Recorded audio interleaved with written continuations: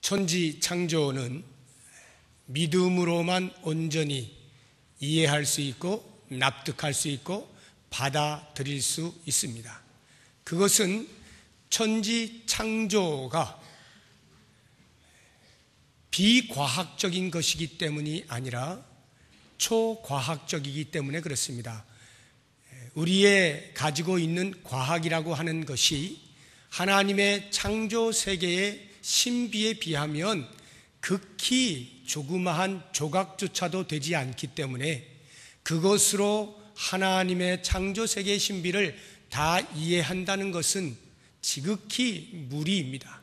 그래서 하나님께서는 과학이 아닌 믿음으로 하나님의 창조 세계의 비밀을 알게 하셨습니다. 히브리서 11장 3절의 말씀이 그와 같습니다.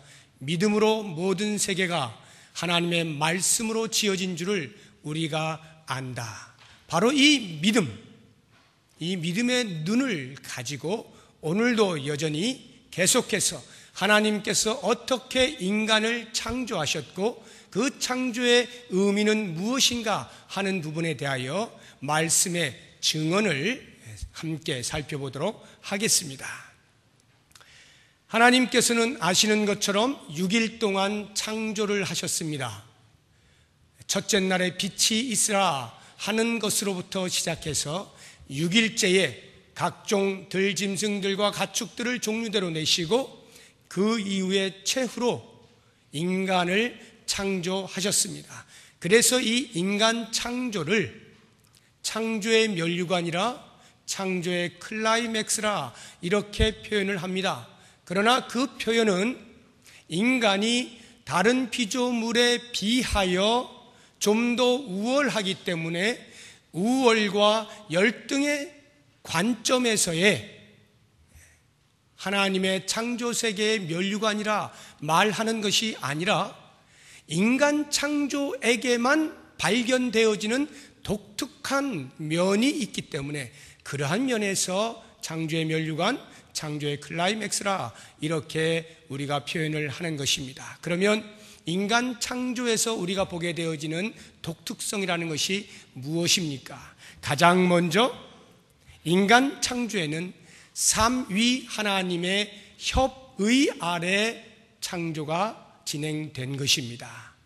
다른 모든 피조물을 창조하실 때 하나님은 조금의 망설임과 주저함이 없이 말씀으로 다 지으셨어요.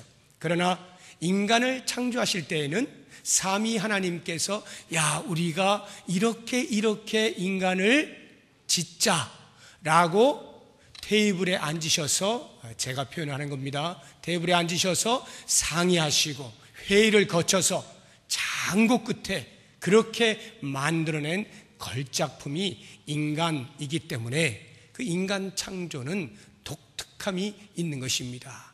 두 번째로 모든 우주 만물은 오직 말씀으로 창조됩니다. 하나님이 가라사대 빛이 있으라 하심에 빛이 생겨나는 것뿐입니다.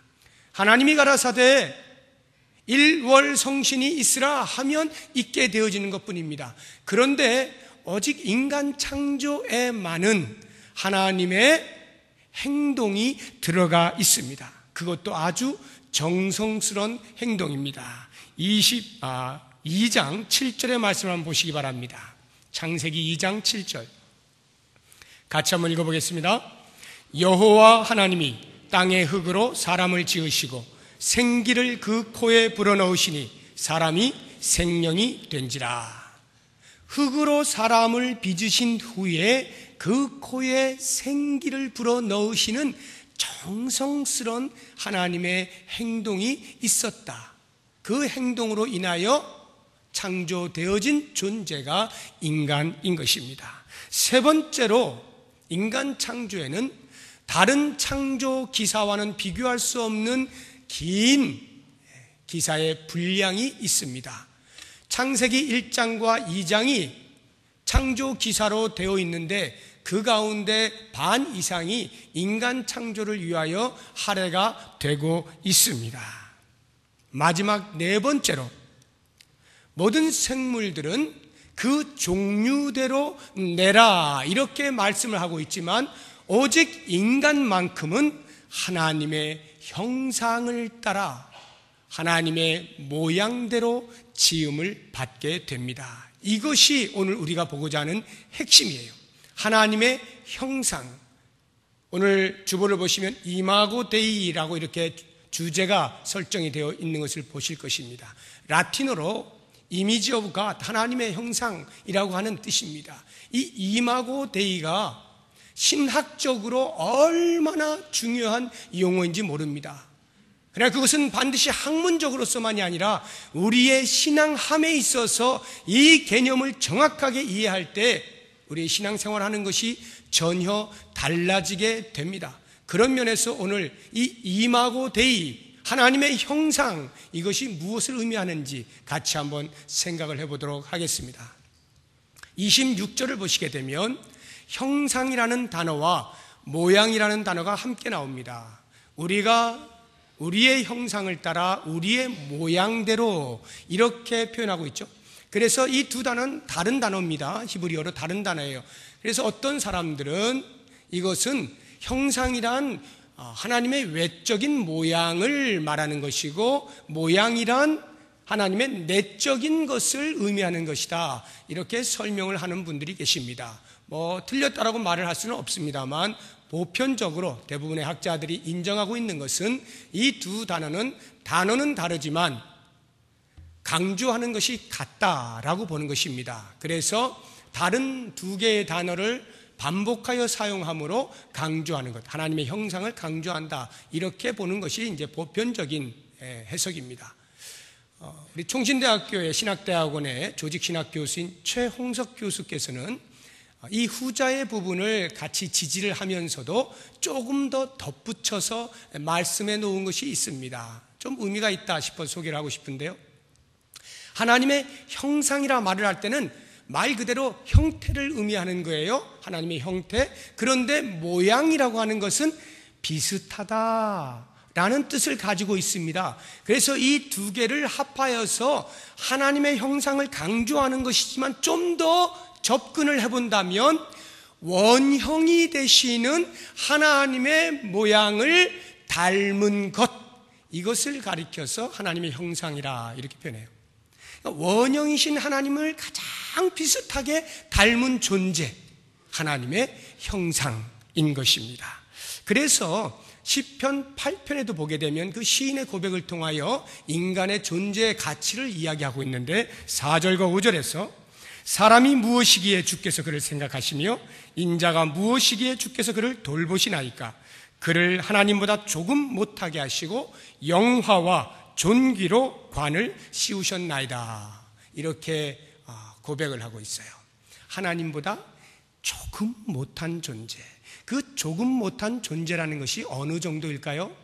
물론 도저히 넘볼 수 없는 창조주와 피조물의 간격이라 보시면 되겠습니다.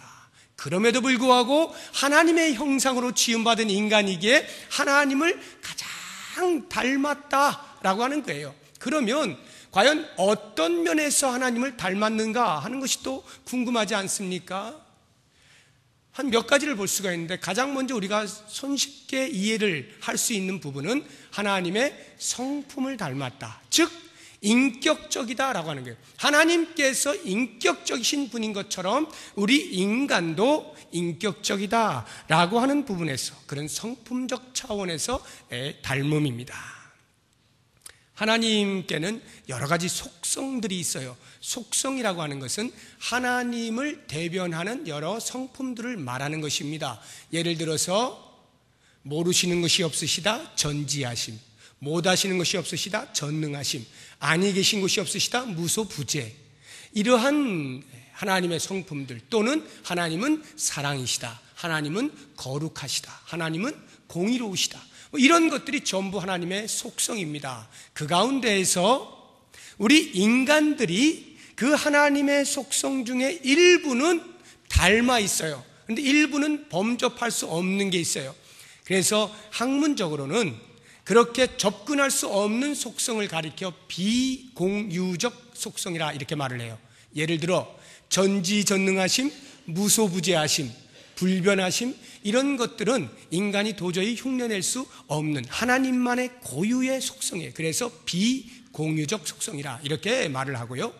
사랑이라, 거룩이라, 의라, 또는 온유라, 겸손이라, 이와 같은 것들은 인간들이 똑같이 완벽하게 구사하지 못해도 그래도 가장 비슷하게 닮은 꼴로 흉내를 낼 수가 있어요. 이런 걸 가리켜서 공유적 속성이라 말을 해요. 바로 이와 같이 하나님의 성품을 내 마음속에 담고 그것을 흉내낼 수 있는 존재는 오직 유일하게 인간뿐인 것입니다.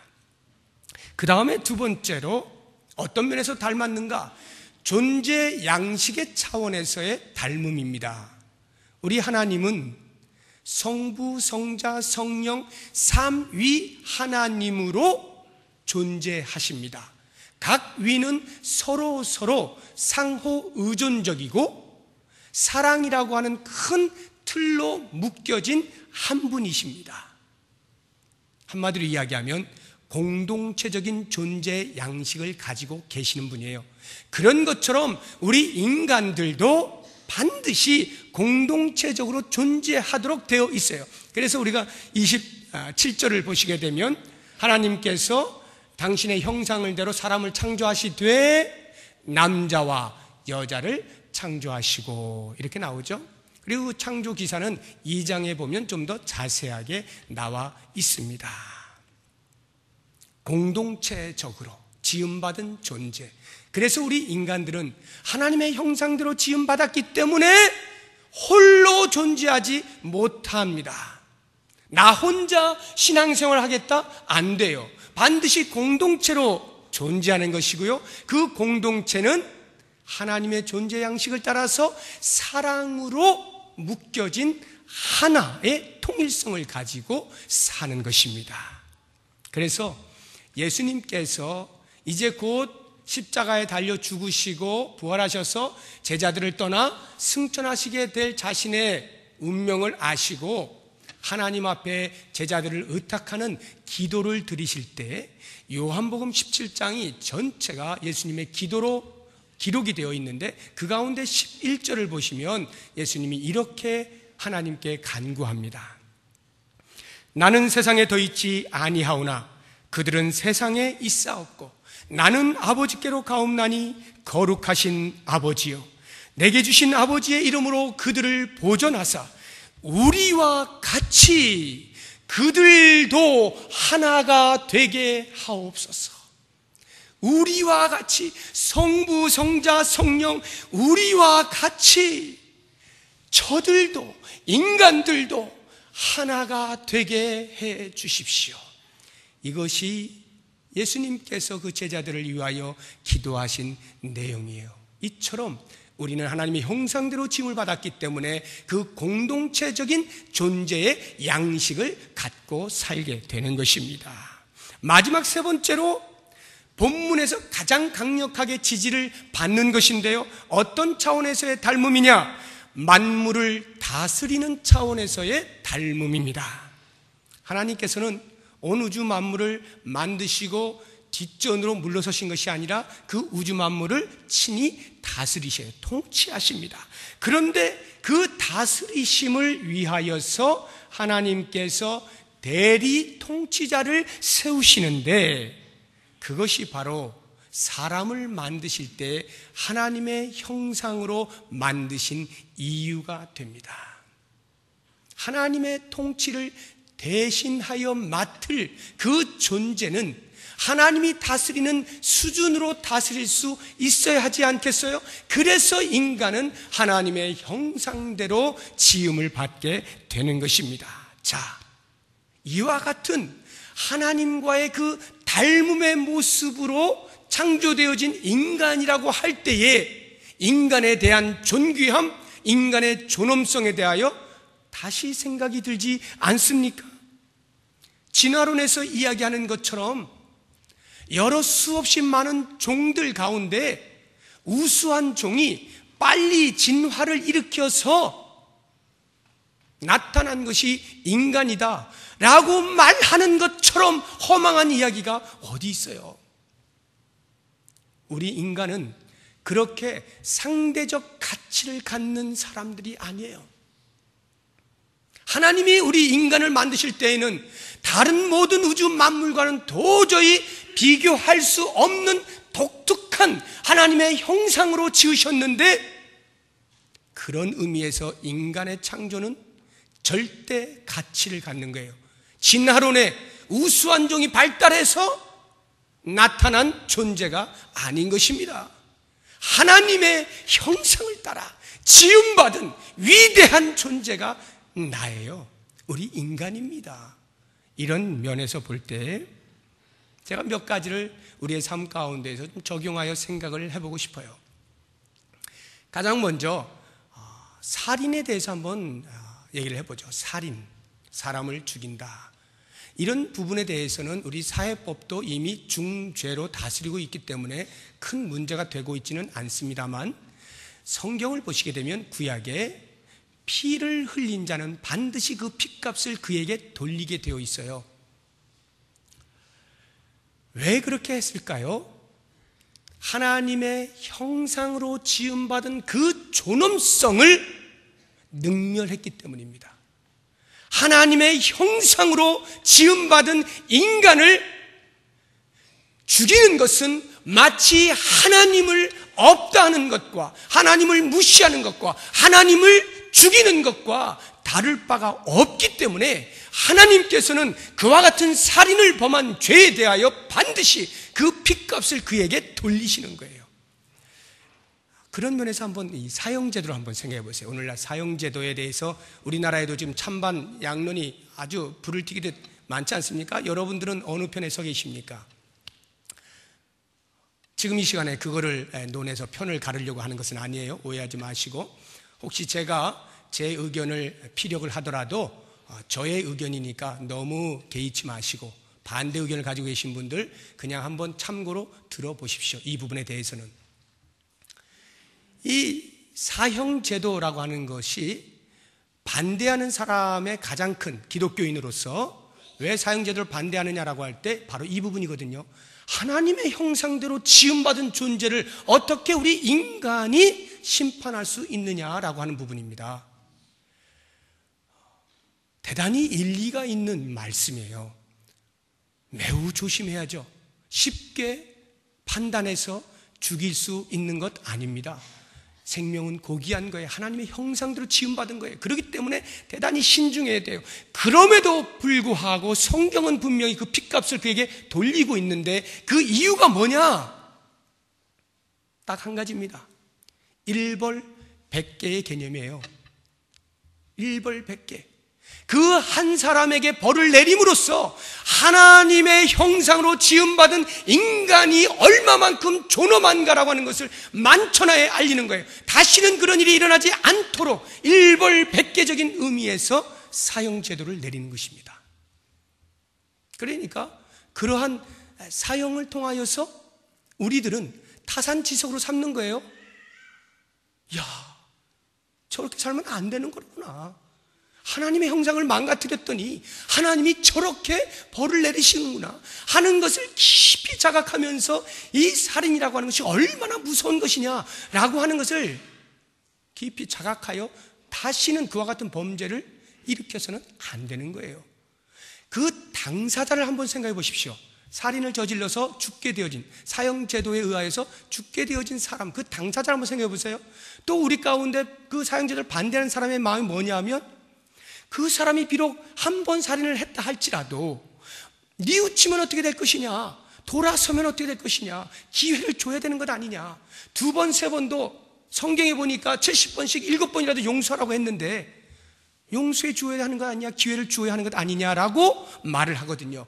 굉장히 중요한 말입니다. 맞습니다. 그럼에도 불구하고 왜 사형제도를 성경이 말하고 있는가? 그것은 그와 같은 사형 당함을 통하여 전혀 생명이 중요한 것을 모르고 함부로 여겼던 그 사람이 사형을 받는다는 언도 아래서 드디어 인간의 존엄함을 깨닫게 되어지고 내 인간의 가치도 알게 되어지면서 거기에서 비록 내 육신은 죽게 되어지는 사형을 언도받지만 살아계신 하나님, 생명의 주인이신 하나님을 발견할 수만 있다면 오히려 그것이야말로 더 그 사람에게는 복된 것 아니냐라고 하는 부분을 생각해 보아야 됩니다. 그런 차원에서 저는 매우 조심스럽게 사형제도는 일단 성경에서 말하고 있는 것이고, 그러한 차원들에서 생명을 존중케 하기 위하여 모범적으로 보이고 그 당사자에게도 하나님께 그 영혼이 구원받을 수 있는 기회를 얻을 수 있도록 주는 것 필요하다라고 생각을 하는 것입니다. 아무튼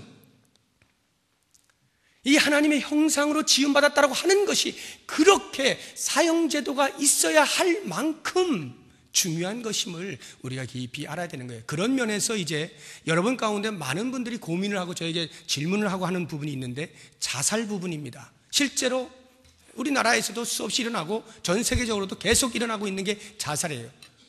그런데 최근에 자살한 사람들 가운데 소위 기독교인이라고 일컬음을 받았던 사람들이 그렇게 자살을 한 경우들이 있었어요. 그 사람들에 대해서 이게 구원받은 것인지 아닌지 아리송하단 말입니다. 우리가 지금까지 배워오기로는 자살은 죄다라고 여겼는데 기독교인이 자살했어요? 구원받았을까 못 받았을까? 제가 그 사람들이 구원을 받았냐 못 받았냐를 답하고 싶지는 않습니다. 왜냐하면 그것은 하나님이 하신 일이니까 가보면 금방 알 수 있고요. 다만 자살이라고 하는 것이 왜 해서는 안 되느냐라고 하는 부분에 대하여 오늘 이 하나님의 형상을 깊이 묵상해 보십시오. 다른 사람을 죽이는 것이 안 되는 것처럼 자기 자신도 역시 마찬가지로 하나님의 형상대로 지음을 받았거든요. 내가 나를 심판한다 라고 하는 것은 하나님의 형상을 능멸하는 것과 다름이 없는 거예요. 하나님을 죽이는 것과 다름이 없는 것입니다. 그런 면에서 자살은 있을 수 없는 것이다 라고 하는 부분에서 여러분들이 정확하게 인식을 하실 필요가 있습니다. 내 생명이 내 것이 아니잖아요. 주님이 주인이시잖아요.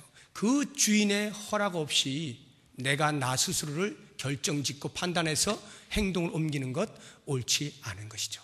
하나님의 형상의 이 존귀함을 그렇게 해서는 안 돼요. 아무리 나는 죽을 만한 이유가 있어, 너희들이 모르는 이유가 있어 라고 할지라도 그 이유가 하나님의 형상의 존귀함을 넘어설 수는 없는 것이다 하는 겁니다.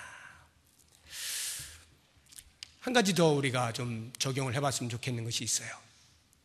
좀 더 높은 수준의 윤리를 제가 말씀을 드리고자 합니다.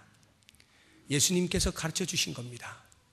산상수훈에 보시게 되면 옛사람에게 이른바 살인하지 말라 하는 말을 너희가 들었거니와 나는 너희에게 말하노니 형제에 대하여 분을 품는 자마다 형제에 대하여 라가라, 라가는 욕이에요. 욕을 하는 자마다 형제에게 미련한 놈이라고 말하는 자마다 역시 살인한 것이다 라고 가르쳐 주셨어요. 그래서 만약 예배를 드리는 중에 형제를 미워하는 것이 생각나거든, 형제에게 원망받을 만한 일이 생각나거든 잠시 재물을 내려놓고 가서 화해를 정하고 화목한 후에 와서 예배를 드리라라고 가르쳐 주십니다. 여러분, 제가 지금 살인이 왜 안 되는지, 자살이 왜 안 되는지를 하나님의 형상이라고 하는 개념으로 정확하게 말씀을 드렸는데, 그것이 만약에 이해가 되시고 동의가 되시고 납득이 되시고 받아들여지신다면 이제 이 말씀을 정확하게 들으셔야 됩니다. 예수님께서 우리에게 가르쳐 주시는 것은 우리의 행동으로 살인한 것뿐만이 아니라 우리의 마음으로 형제를 미워하고 형제에 대하여 분을 품고 형제를 욕하고 저것만 없어지면 좋겠어 라는 마음을 품을 때에 이미 그것이 살인한 것과 다름이 없다라고 우리에게 강력한 윤리를 말씀하신다면 그것 역시 동일하게 하나님의 형상으로 지음받은 존재이기 때문에 그런 것입니다. 우리가 하나님의 형상으로 지음받은 사람에 대하여 계속하여 분을 품고 있는 것, 계속하여 용서하지 못하는 것 있을 수 없는 거예요. 인간의 연약함을 우리가 인정하고서라도 일시적으로 일어나는 감정의 폭발들, 일시적으로 미워하는 것들 있을 수 있겠죠. 그러나 그것이 지속적으로 내 마음에 머문다? 여러 번 죽인 겁니다. 여러 번 죽인 거예요. 이것이 만약에 우리의 삶 가운데 있다면 이 시간에 여러분 한번 조용히 아무에게도 눈치채지 않게 하나님 앞에서만 머릿속에 한번 떠올려 보세요. 내가 혹시 계속하여 미워하고 있는 사람 있지 아니한가?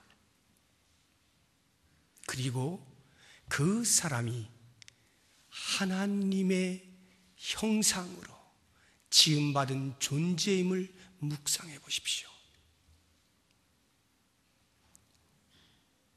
그 하나님의 형상이 나의 미움을 살 만큼 그렇게 못된 놈이라고 여겨진다 할지라도 우리는 두려움으로 이 말씀을 받아야 됩니다. 형제에 대하여 나가라 하는 자마다 이미 지옥불에 들어간 것이다. 그러므로 우리는 이 하나님의 형상에 대하여서 좀 더 깊이 인식하시고 내 옆에 앉아있는 형제 자매가 그냥 단순히 인간 하나가 아니라 그 하나님의 깊고 깊은 심사숙고 끝에 정성을 다하여서 모든 만물을 다스릴 수 있는 존재로 만들어 주신 존귀한 존재라고 할 때 그 사람들에 대한 나의 태도가 어떠해야 할 것은 금방 결정나게 되는 것입니다. 그렇게 볼 때 우리가 이 하나님의 형상에 대하여 다시 한번 깊이 자각을 하면서 이제 이 하나님의 형상으로 지으시고 하나님께서 그 인간에게 어떻게 하셨는가를 보게 되면 하나님께서 복을 주셔요. 28절에 하나님이 그들에게 복을 주시며 그 다음 하나님이 그들에게 이르시되, 이게 무슨 말이냐 하면요, 하나님의 형상으로 지으신 다음에 하나님께서 무엇인가를 그들에게 맡기셨어요. 그게 뭐냐면 26절 뒷부분을 보시게 되면 그들로 바다의 물고기와 하늘의 새와 가축과 온 땅과 땅이 기는 모든 것을 다스리게 하자 하시고, 다스리게 하겠다라고 하는 무언가를 의탁하는 거예요? 부탁하는 거예요? 명령하는 거예요? 맡기신 거예요. 이걸 가리켜서 소위 우리들이 문화명령이라 이렇게 일컫고 있습니다. Cultural Mandate, 문화명령. 하나님이 우리에게 문화명령을 주셨어요. 그런데 그 문화명령이 과연 어떠한 것들이냐라고 하는 걸 좀 더 자세하게 구체적으로 이야기하고 있는 부분이 28절인 거예요. 보십시오. 하나님이 그들에게 복을 주시며 하나님이 그들에게 이르시되 생육하고 번성하여 땅에 충만하라. 땅에 충만하라. 이건 뭐 쉽죠. 가장 쉬운 이야기로 아이들 좀 많이 낳아라 이런 말이에요. 그래서 이 땅에 좀 충만케 되어라. 숫자적으로 좀 증가를 시켜라 이런 말이거든요. 그렇다고 해서 이 말씀을 가지고 이런 식의 논쟁을 해서는 안 됩니다. 실제로는 하고 있는데요. 그래서 우리 기독교인들이 피임을 해야 되느냐 말아야 되느냐 이 말씀 때문에 고민하는 경우들이 있어요. 실제로 몰몬교 같은 그런 경우는 피임을 하지 않습니다. 또 일부 여타 그런 종교들 가운데 피임을 하지 않아요. 이 말씀에 근거하여서 땅에 충만하라고 했다. 저는 그래서 이게 어떤 뜻인가, 수적인 의미에서 몇 명까지 낳아야 충만한 것이냐, 그것을 개인적으로 일일이 다 말을 할 수는 없어요. 저는 그것을 이야기하려고 하는 건 아니에요. 그러나 제가 이 말씀을 보면서 적어도 이 시대, 지금 현재 우리 한국 사회 속에서 문제가 되고 있는 부분에 대해서는 적용을 좀 시키고 싶어요. 그게 뭐냐 하면 우리나라가 지금 전 세계에서 저출산율 1위입니다. 가정당 한 명이 안 돼요. 매우 적게 낳습니다. 그래서 이것이 문제냐 아니냐, 죄냐 아니냐, 그 부분보다도 저는 적용을 할 때 하나님께서 충만케 하라라고 하실 때에 좀 순종하자라고 하는 거예요. 애를 좀 많이 낳자는 거예요.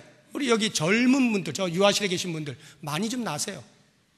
한 명 낳고 그만 낳아 이러지 마시고, 지금 혹시 한 명만 낳고 기르시는 분들 오해하지 마십시오. 제가 뭐 비난하거나 이런 게 아니에요. 다 다 이유가 있고 뜻이 있죠. 여러 가지 뭐 어떤 목적을 따라서 뭐 어떤 기도하면서 다 정했겠죠. 그러나 이제 오늘 말씀을 통해서 제가 왜 이런 말씀을 드리냐면, 왜 저출산이 되어지고 있는가를 볼 때에 많은 이유 가운데 어느 한 행태가 있어요. 그것이 염려스럽기 때문에 제가 지금 말씀을 드리는 거예요. 제가 여행 중에 한 낯선 그 부부와 함께 이렇게 여행을 하게 되었습니다. 이렇게 얼굴을 봤을 때는 나이가 아주 어린 그 신혼부부는 아니에요. 조금 나이 들어 보이는데, 그래서 제가 궁금해가지고 혹시 또 뭐 전도는 할 수 있을까 싶어가지고 말을 붙였어요. 어디 신혼부부세요? 기분이 좋잖아요. 젊어 보이니까. 신혼부부세요? 그랬더니 아니라는 거예요. 7년 됐대요. 그래서 제가 깜짝 놀라면서 7년 됐어요? 그러면 애가 유치원을 다닐 텐데 애를 어떻게 하고 오셨어요? 그랬더니 하는 말이 애가 없습니다 그래. 그래서 제가 가슴이 철렁 내려앉으면서 이 아픈 마음을 내가 건드렸구나. 그래서 위로하느라고 아이고 어떻게 하다가 이렇게 7년 동안 아직도 애를 못 낳구나. 우리 제가 아는 사람 가운데 8년을 기다리다가 난 사람이 있어요. 막 이렇게 했거든요. 그랬더니 이 두 젊은 남녀가 하는 말이 그게 아니고요. 우리는 합의하에 안 낳기로 했어요. 그러더라고. 그래서 제가 깜짝 놀랐어요. 합의하에 안 낳기로 했다고요? 이유를 들어보니까 보세요. 지금 이렇게 우리는 매년 휴가 때마다 같이 해외여행을 다닌다는 거예요. 애가 없으니까 가능하다는 거죠. 우리 인생을 즐기고 싶다는 거예요. 이게 결혼 7년 차 된 그 부부에서 나온 말입니다. 물론 모든 젊은 분들이 다 똑같이 이렇게 말하는 건 아니에요. 제가 한 행태라 그랬잖아요. 만약에 우리 기독교인들 가운데에서 이런 생각을 가지고 출산을 안 하겠다라고 생각한다면 이건 큰 오산입니다. 자기중심적인 거거든요. 나 편하겠다는 것이군요. 자녀 양육과 이거 피곤해서 안 된다는 거거든요. 제 얘기까지는 시간이 많이 걸릴 것 같아서 멈추고. 만약에 그런 생각으로라면 하나님께서 말씀하시는 생육하고 번성하여 땅에 충만하라, 이 말씀에 전적으로 100% 순종해야 돼요. 우리 젊으신 분들 100% 순종하십시오. 충만하십시오. 나올 수 있을 때까지 나으세요. 그런데 왜 또 못 낳느냐? 저는 그런 건 아닌데요. 솔직히 현실적으로 경제적인 압박을 받습니다. 요즘 한 명 키우는데요 얼마가 드는데요 하고 벌써 한 명 값이 나와버려. 한 명을 기르는데 얼마가 이미 나와버렸어요. 그런데 내가 지금 버는 돈을 보니까 이게 택도 없는 거예요. 경제적인 압박이 있는 것입니다. 그래서 출산을 제한한다 라고 할 때도 제가 권면합니다. 마음껏 낳으십시오. 왜? 제가 돈 드리는 건 아닙니다만은 하나님께서는 낳게 하실 때에 책임을 지시는 거예요. 왜 우리가 경제적인 압박을 받느냐? 물론 내가 돈을 덜 버는 것 때문에 경제 압박을 받아요. 그러나 내 마음속에 나도 모르는 사이에 부족의 심리가 있어요. 부족해. 내가 돈을 적게 버는 부족뿐만이 아니라 이 땅에 수없이 많은 애들이 탄생을 하면 그 애들이 뭘 먹고 다 먹고 살 거야? 이 땅은 제한되어 있는데 라고 하는 이 땅 자체의 부족의 심리가 있어요. 그래서 애를 많이 못 낳습니다. 그런데 보세요. 하나님께서 우리 인간들에게 땅에 충만하라고 말씀하실 때 이 땅에서 먹고 살 것이 없어 부족하게 만들어 놓고 그렇게 충만하라고 말씀을 하셨겠느냐고요. 천만에죠. 하나님은 첫날도 둘째 날도 셋째 날도 계속하여 보시기에 좋았더라. 완벽한 자연을 만드시고요. 우리 인간들이 사는데 가장 적합한 그런 자연을 만들어 놓으셨어요. 먹고 사는 것이 지장이 없어요. 풍요로운 것입니다. 하나님이 만드신 천지는 풍요의 세상이에요. 그러한 차원에서 좀 많이 낳으십시오. 그것이 나라적으로도 현재 충성하는 거예요. 하나님의 말씀에도 순종하고 하나님 나라도 그런 자연 출생을 통하여 확장도 시키고요. 애 낳는 건 너무 두려워하지 마세요. 유아실에 계신 분들. 자, 그러면 이 말씀이 단순히 이렇게 숫자적인 이야기냐, 숫자적으로 많이 낳아라 이 말씀만 하신 것이냐? 그렇지는 않습니다. 사실은 이 말씀 뒤에 숨겨진 뜻이 있어요. 그게 뭐냐면 하나님이 사람을 하나님의 형상으로 만드셨다라고 할 때에는 하나님께서 그 하나님의 형상으로 지음받은 인간과 교제하겠다는 거거든요. 가장 진정한 교제는 하나님의 하나님 되심과 인간의 인간됨을 인식하고 그 자리를 지켜내면서 피조인 인간이 창조주인 하나님을 온전히 섬기는 거예요. 나를 만드신 완벽하신 그 하나님을 왕으로 섬기는 이 교제야말로 진정한 꽃이 필 수 있는 교제예요. 하나님께서 인간을 하나님의 형상으로 만드실 때 바로 그 교제를 생각하시고 만드신 거거든요. 그렇다고 하면 보십시오. 그와 같이 하나님을 왕으로 섬기는 백성들이 이 땅에 수적으로 충만해진다라고 할 때에 어떤 일이 벌어지겠어요? 하나님을 가장 잘 드러내는 수없이 많은 사람들로 가득해질 거 아니에요. 한마디로 이야기하면 하나님의 영광이 이 땅에 충만케 되는 거예요. 그러니까 우리 인간의 숫자적인 충만뿐만이 아니라 하나님의 영광의 충만이 그 안에 있어요. 그래서 이사야 선지자를 통해서 하나님께서는 인간을 만드신 목적을 이렇게 표현을 하고 있습니다.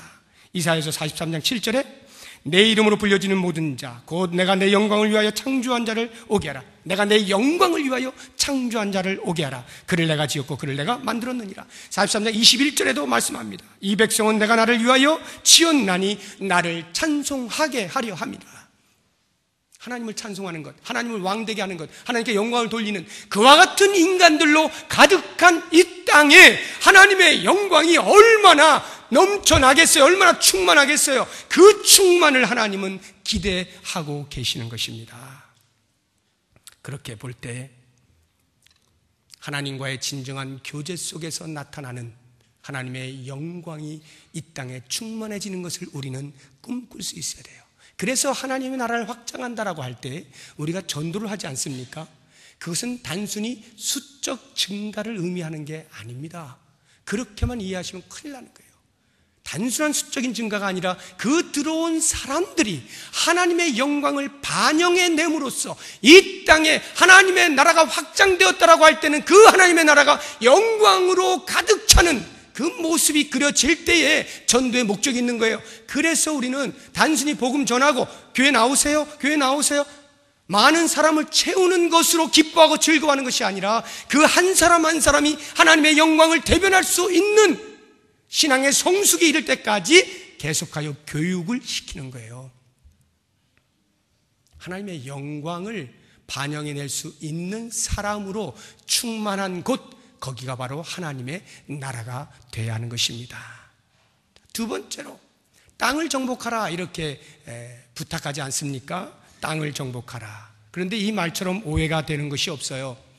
우리 서양 역사를 보시게 되면 거의 대부분이 정복사라고 할 수 있습니다. 전쟁이 다 정복사예요.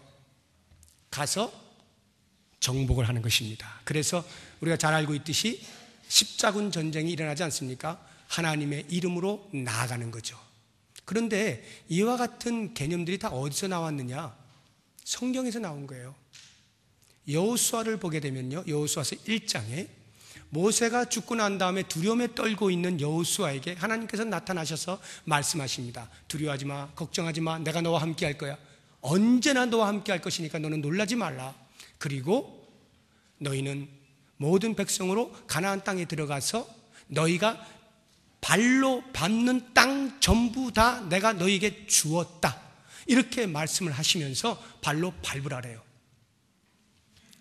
발로 밟는 겁니다. 그리고는 실제로 6장을 가보시면 그 가나안 땅에 들어가서 최초의 전쟁을 한 것이 여리고 성과의 싸움 아닙니까? 근데 그 여리고 성과의 싸움이 어떠했습니까? 칼 한 번 쓰지 않았죠? 오직 땅을 밟는 것뿐이었습니다. 하루에 한 바퀴씩 마지막 7번째 되는 날 7바퀴, 합하여서 13바퀴를 계속 돌기만 해요. 땅만 밟아요. 밟았더니 어떻게 돼요? 무너지죠. 무너지는 그 순간 직전에 소리 한번 치는 거예요. 야! 소리 한번 치니까 그냥 확 무너져. 그러니까 하나님께서 약속하신 말씀이 그대로 이루어지는 것입니다. 너희가 땅을 발로 밟는 곳, 발로 밟는 그 땅들은 전부 다 너희의 것이라. 여리고성이 무너져 버려요. 그들의 것이 되어버렸습니다. 이와 같은 말씀들이 모든 기독교인들의 머리를 지배했습니다. 그래서 서구의 전쟁이 다 정복사예요. 그때부터 땅 밟기가 시작이 된 거죠. 여기 아마 신앙이 좀 있으신 분들, 오랫동안 이렇게 경험하신 분들 가운데 한두 번 안 밟아보신 분 안 계실 거죠? 어딘가는 분명히 밟아보셨죠? 목사님도 옛날 목사님 꼭 땅을 밟으라 그러잖아요. 저도 밟았거든요. 예를 들면 우리 교회가 저 부지를 꼭 얻고 싶어. 그럼 어떻게 해요? 특공대를 보내가지고 그 부지를 계속 돌게 하잖아요. 하루에 한 바퀴 돌고 와. 그러면 뭐 365일도 돌고. 그럼 어떻게 돼요? 그 땅이 우리께 되는 거죠. 이게 성경이 가르쳐준 진리다라고 해서 계속 땅을 밟아왔던 거예요. 제가 밟은 땅 하나도 왜 안 들어오는지 믿음이 없었나요? 모르겠는데 정복한다는 말은 그런 것이 아니죠. 최근에 일어난 그 봉은사 땅 밟기도 마찬가지예요. 봉은사, 이 하나님의 대적들, 원수 마귀가 우글거리는 곳, 우리가 땅을 밟아가지고 확 무너지게 한다. 여러분, 이것이요, 신앙의 차원에서 제가 만약에 그걸 강조해서 던지면요, 여러분은 그냥 꼬박 가고 가서 땅을 막 밟습니다. 신앙이 굉장히 무서운 거예요. 하나님께서 과연 그렇게 하실까요? 그런 식으로 정복을 하게 하시나요? 이 여호수아에게 주신 것은 그때 단 일에 일어난 아주 독특한 사건이에요. 그거를 매 사건마다 다 적용을 해서 밟아버리면 안 됩니다. 제가 알고 있는 옆에 모 교회도 그렇게 밟아서 얻긴 얻었더라고요. 제가 들어보니까 아주 자랑스럽게 이야기를 하신, 저는 충격을 먹었어요. 어떤 학교를 계속 밟았대요. 학교를 20몇 년을 돌았어요. 20몇 년을 돌아 결국에는 그 학교가 문을 닫았어요. 그리고는 교회가 매입을 했어요. 그리고 거기에 교회를 세웠어요. 하나님의 놀라운 역사라고 모두가 간증합니다. 저는 속으로 웃습니다. 뭐 하자는 건가 이게. 우리의 땅 밟기는 그런 식이 되어서는 안 돼요. 땅을 정복하라는 것이 그런 의미가 아닙니다. 그럼 뭐냐? 그것은 그 다음에 나오는 다스리라는 말씀과 함께 엮어서 이해를 해야 돼요. 땅을 정복하라, 땅을 다스리라, 모든 생물들을 다스리라 라고 하는 이 다스리라는 말씀과 함께 생각을 해보아야 됩니다. 하나님께서 우리들에게 하나님의 형상을 지어놓고 땅을 다스리라, 만물을 다스리라 이렇게 부탁을 하셨죠. 이 다스림의 특성이 하나님의 형상대로 지음받은 것의 가장 핵심적인 특성이 됩니다. 하나님께서는 만드실 때 전능하게 만드셨어요. 다스리실 때도 그와 같은 권세가 있으셨어요. 그런데 이것을 인간에게 맡기셨어요. 그렇다면 인간은 왕 대신 하나님이 온 우주 만물을 다스리시는 것처럼 그 왕의 기질과 왕의 기품을 가지고 자연 만물을 대할 수가 있습니다. 그래서 그것에 대한 증명으로 2장을 보시게 되면 모든 동물들이 아담에게 나오는데 아담이 보는 순간 탁 이름을 지어주잖아요. 그게 뭐 아무렇게나 그냥 중얼중얼거린 것이 이름이 된 게 아니라 그만큼 하나님의 형상대로 지음받은 그 이성의 탁월함으로 보는 순간 그 동물의 특징과 함께 가장 적합한 이름들을 탁탁탁 지어주는 거예요. 이것이 바로 다스리는 권세가 인간에게 위임됐다고 하는 것을 증명해 주는 것입니다. 바로 이와 같은 자연을 다스리고 만물을 다스리고 생물을 다스리고 땅을 다스린다라고 하는 의미는 그 만물 앞에 절할 것이 아니라 만물을 다스리는 존재임을 알아라 이거예요. 그런데 어떻습니까? 우리들은 전부 만물 앞에 벌벌 떨고 있지 않아요? 그래서 토테미즘이 나오는 것 아닙니까? 이상하게 생긴 바위들, 큰 어떤 고목, 1월 성신 이런 것들에게 다 절하지 않습니까? 왜요? 우리 인간보다 위대하게 보이는 것입니다. 우리 인간보다 큰 힘을 가졌다고 생각되는 거예요. 그런데 그와 같은 생각에 대하여 하나님께서 철퇴를 가하는 거예요. 우리의 모든 미신적인 사고와 종교적인 행위들에 대하여 철퇴를 가하는 것입니다. 너희들은 그런 존재가 아니야. 하나님의 형상대로 지음받은 존재들이야. 만물을 다스리도록 내가 너희들에게 위임하였다. 더 이상 그들에게 절하지 마라. 이스라엘 백성들이 그걸 알았어야 되는 거예요. 애굽 땅에서 가지고 있었던 그 모든 종교적인 문화들, 몸만 생기면 벌벌 떨고 어딘가에 빌고 있는 그러한 것들, 가나안 땅에 들어가면 또 가나안에서 행할 그 모든 것들에 대하여서 모든 걸 끊어버리고 오직 여호와 하나님만 섬길 수 있는 그러한 자부심을 주시기 위하여서 인간이 어떤 존재이냐라고 하는 것을 알려주시는 것입니다. 이미 제가 지난 시간에 말씀드린 것처럼 하나님은 시간을 만드신 분이에요. 인간은 그 시간 안에, 만들어진 시간 안에 창조된 존재입니다. 우상은요, 그 만들어진 시간 안에 창조된 인간의 손에 의하여 만들어진 것들이에요.